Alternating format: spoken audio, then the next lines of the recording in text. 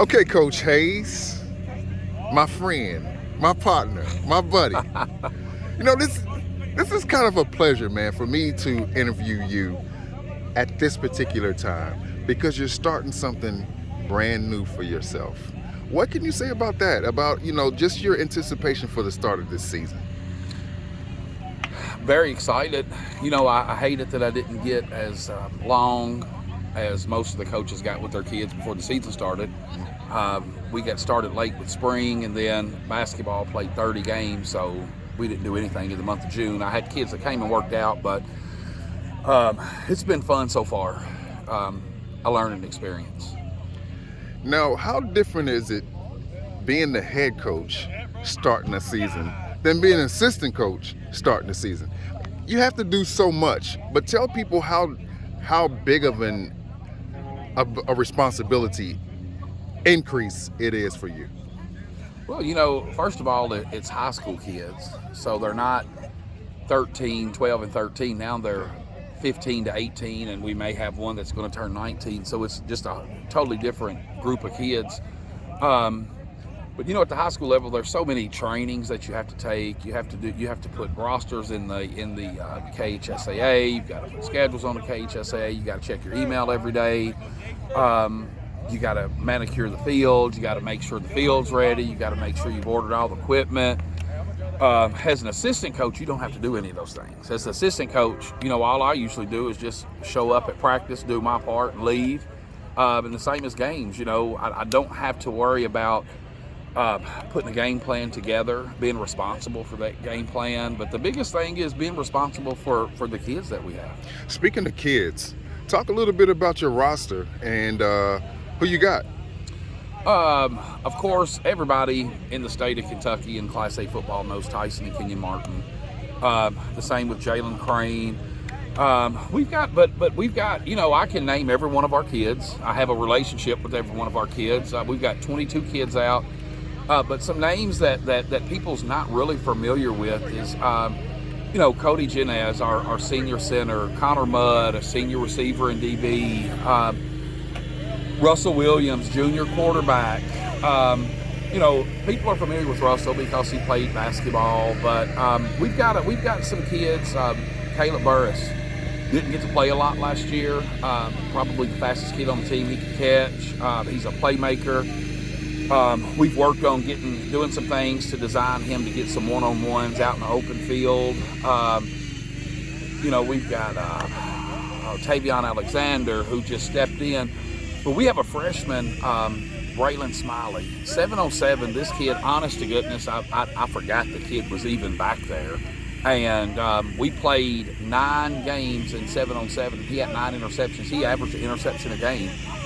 He's got a long way to go with the physicality of the game, but as far as, putting him back in a corner or maybe even the safety, he has a real knack for the ball, so he'll be able to go find the ball. Every kid we got can play. I really believe that. Now, Coach, the kids talked a lot about how much you have brought to this team and how different it is having you at the head coaching position and how much you have instilled the camaraderie with taking them out on the retreat this past weekend. But what are some of the things that you're doing? And they actually talked a lot about you building them as men. Right. And actually, I would say a number of them mentioned that very same thing. Talk about what you're doing as far as in that regard. Well, the first thing I did, the first meeting was told them that we're going to be disciplined. And if you're disciplined, then everything else follows. In order to be a good football player, you have to be a good person to start with. But it's more about, we've got 22 kids, maybe 7% will go to college and play football.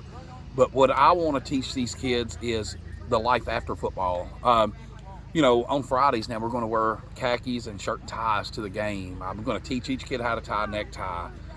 We're going to teach them how to do interviews. We're going to teach them how to do job interviews. But when they see that I'm concerned about those things, it makes them come out and work a little harder on the football field. Well, let's get to some of those things on the football field. What are some of the things that you've seen your guys improve on? What are some of the things that you think you've gotten better on since the start of practice? Well, the main thing is, the first couple of days of practice, we had some spills of, I'd tell a kid to do something. They felt like they needed to tell me something different.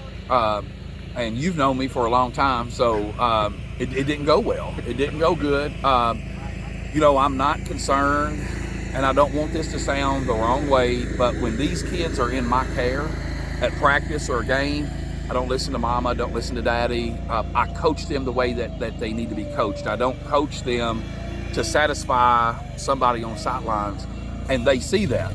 So now these kids know what I expect of them after 4 days of practice. It's good. And, I was very proud. We had another guy from Joe Publishing to come in and interview some kids earlier today. And he said, Coach, I want to tell you first that I am so happy to see the respect that these kids have. He said, I've never seen it. And I said, well, what do you mean? He said, they walked in, everything was yes, sir, no, sir. They're different. And as I told our kids, it all starts with discipline and attitude. If you've got a bad attitude, then you can't be a good football player. And I had a bad attitude when I played my first year, and so I've tried to take the things that I've learned over the years and instill into them, the good things. I tried to weed out the bad things and show them the good things. Talk a little bit about the strengths of this team. What do you think you guys are doing well so far? Oh, we're going to score. We're going to put points on the board. I told the kids if we could keep our opponents to 21 points or less, then we would be in every ball game that we played. I get so tired of hearing numbers. We have 22 kids, okay? It's not a lot. It's not a lot. And the week before we went to camp, I sat in my office, I had 12 kids practice. And we went and practiced. And now I've got 22 guys here that show up every day. And I'm looking, some kids will probably try to come in once school starts. And our kids actually want them to come. They want them to play. But you'll never hear me use, we only have 22 kids as an excuse. Trinity plays 11 kids at a time. Bowling Green plays 11 at a time. Caverna plays 11 at a time. You can only play 11 at a time. So it don't matter if you've got 11 on the field and 4 on the sideline. You can only play 11 at a time. So we're going to take those 11 kids on offense and 11 kids on defense, and we're just going to give it all we got. Now Caverna's not traditionally known as a football powerhouse. Not a powerhouse, but Caverna's always been respectable. In the 80s, Caverna has won a district. They got beat in the finals of the region. In the 90s, Caverna always won 4, 5, 6 games. There were some stretches to where we probably may have won 3. In the 2000s, the guys, some of the teams won 7 games. So it's always been a respectable program. And that's what we're going to get back to. We're going to get back to being a respectful football program. What are some of the things that the community is telling you guys as far as support and just to show you that they're behind what you're building here? The first thing that sticks out is, in the past, they've actually had to delay games because they didn't have anybody to keep the chains. Talked to 2 guys, long time boosters per se of the football program, Daryl Briggs and Doug Martin. And I asked them, I was like, hey guys, I got a huge favor to ask of you. And they both looked at me, was like, oh, what do you want? I said, I need you guys to do my chains on Friday nights at the home game. Immediately, yes sir, we'd be happy to do it. Those are the things that it's going to take to get Caverna football back together. In the past, there might be 25 people at the game. That's not Caverna athletics. We're used to having people at everything. So we're doing a lot of things to bring in some extra stuff. Like we're trying to get a DJ to play, at the game. Our superintendent spent a lot of money on equipment that we've needed. We've got tents, we've got monitors, we have all the technology that everybody has. And the community, some guys in the community have seen me out mowing the field, and they've stopped. Hey coach, if you need anything, let me know. We've not seen a coach mow the field since Dwayne Hatcher was the coach. And of course, Dwayne mowed everything, but it's just taking pride. They see the pride that we're taking, and they've seen some videos that I put on of the kids, and they can tell that there's a difference. So the community is really starting to get involved, and the season's not even started yet. Now, you're a Caverna guy. Yes. How is that different in how you coach? Knowing that you're helping to reinstill a tradition, winning tradition here, and you have a personal connection to this place. Well, the thing that sticks out the most is, I've covered sports, with KySports. We went to Frederick Douglass. We went all over the state and covered teams, and I know people all over the state. And the first thing they always say is, "Hey, how's Caverna doing?" Because they look at me as Caverna, and it means a lot because of the pride that I take for my school first. And I don't think that you can be successful if it doesn't bother you to see your team go to the next level. You've got to have a little pride. I'm not saying we're going to come out and dominate anybody. We couldn't win a game, but I'll guarantee you one thing: there won't be any throwing of helmets on the sidelines. There won't be any cussing. Everybody's going to be respected, and as long as we can instill those things, winning's going to happen. I promise you, it's going to happen. Speaking of winning, now when you look at look at the schedule. Yes. Are there any games in particular that you're looking forward to playing? What are some of the games that stand out to you the most? Honest to goodness, every one of them stick out.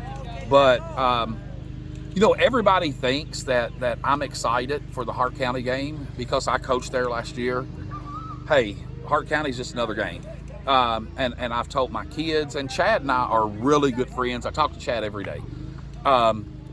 We're actually going to do some things different this year for the Hart County game. Trooper Jonathan Biven allowed us to come to Troopers Island for a week to do our summer camp. And so the week of that game, we're going to do Troopers Island week. They're going to send some guys to both schools and talk about Troopers Island. We're actually going to fellowship together that Thursday after we practice. We're going to meet somewhere and have a meal. And we're going to make that a community game again. But I'm excited because I don't think the results are going to be what they were last year. It's not. It's not, because these kids are going to have something to play for. We open up with Muhlenberg County. They're 5A. Couldn't really understand that one, but we got to go play them. They'll try to platoon us. They'll try to run 11 on, 11 off. They'll try to wear us down.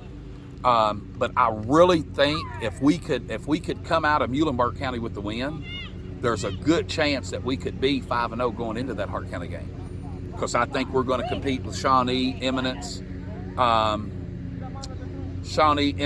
Fairview, and even if we're 4-1 going into that game, I think that the electricity here will be crazy. And after that game, win or lose, hey, we're still going to be contending the next week, starting getting ready for a district championship. Speaking of district championship, what are some of the things that you feel that this team has that can give you something like that? First of all, we have about 12 dogs on our team. And when I say dogs, that's not a derogatory remark. We have 12 kids that will hit you in your face.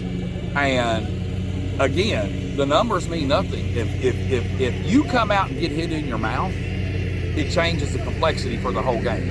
And teams are going to try to put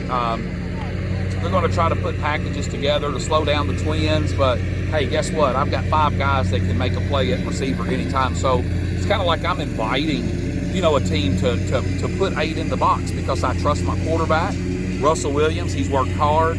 I trust Jalen Crane. I trust Connor Mudd. I trust Caleb Burris. These guys are playmakers. Cortavion Maxey is a playmaker. Mike Tyson said it best. He said, everybody's got to play until you get hit in the face. So that's what we're going to come out and hit people in the face every game. The kids talked a lot about how you've been instrumental in helping them to improve. Now you've known some of these guys for quite some time as far as coaching them. Right. Talk a little bit about your familiarity with them and how you've seen them grow up and improve over the years. Well, the biggest thing is getting in the weight room. Trevor Trevor's the strength and conditioning coach. And Trevor has those kids in the weight room. He's got them in there working hard. They're actually eager to lift weights. LD Wagner is one of the strongest. Him and Cody are the two strongest kids on the team. They get excited about lifting weights, and that's not happened in the past. The whole team lifts weights. So once I explained to them, guys, if you don't lift weights, your bodies can't get strong. And that was one of the things that killed me as a high school athlete. I never lifted weights. And once they bought into the lifting weights, I show them something that they can do different every day that can help their game. And you know, these kids are going home to do it. And I don't have to ask them if they do it, because when we get on the practice field, I can see that they're practicing the crafts that I'm trying to teach them. You know, the honeymoon of this job is over. It was over the day I took it. It was over that day, I assure you. Now, I know we talk a lot about the adversity that the kids face on the field, but what are some of the adversities that you've had to deal with, and how it's helped you to grow as a person and as a coach? Well, you know, the biggest thing that and it didn't just start this year, but I was reminded of how some of our kids struggle. You know, I mean, and I'm not talking about struggling with school or struggling with anything of that aspect. I'm talking about struggling with life. You know, we've got several kids that don't have, they don't have dads.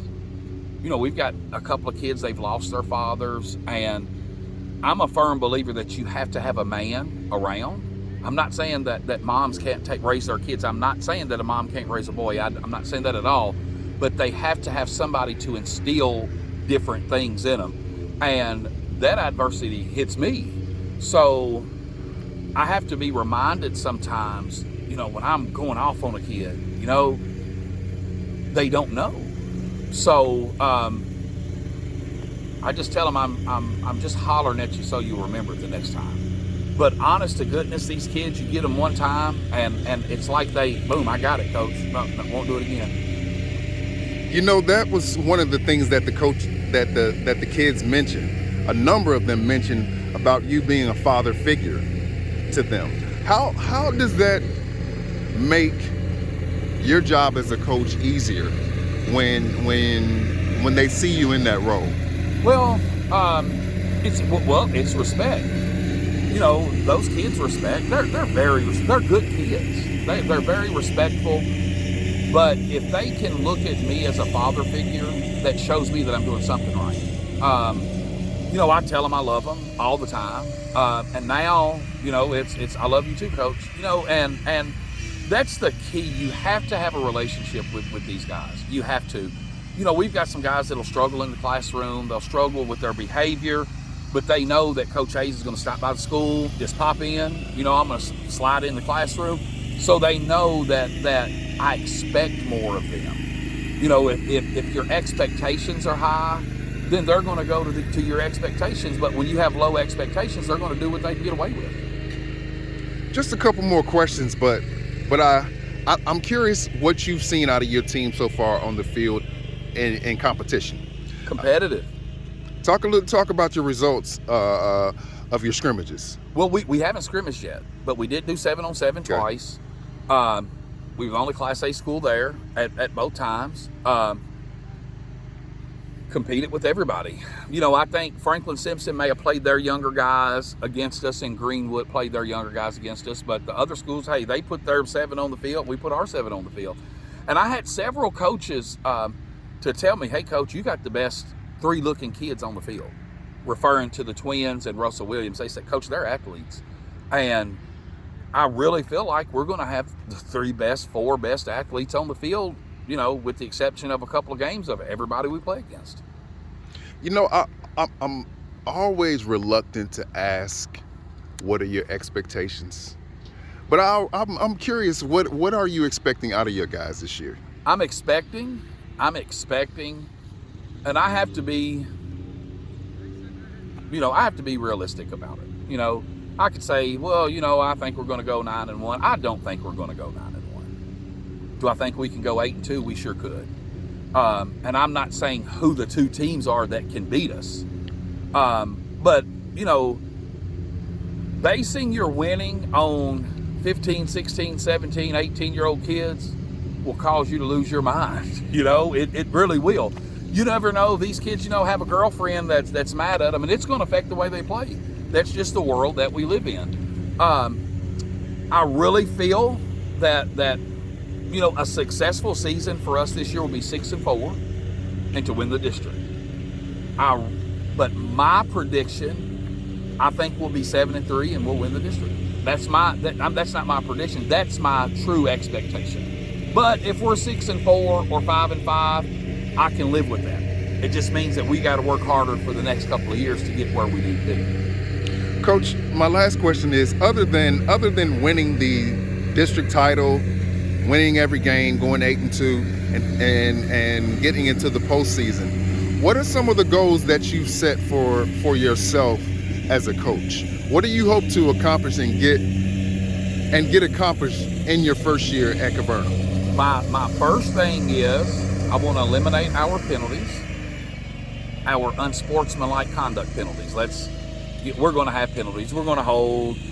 We're going to have face masks. We're going to be offsides, but we're going to eliminate the unsportsmanlike conduct flags. We're going to eliminate guys taking their helmets off and throwing them across the field because they're upset about something. If we start doing those things, then I feel like I've won as a coach. If we can keep our team GPA at 2.7, which I think that's very realistic, I've won as a coach.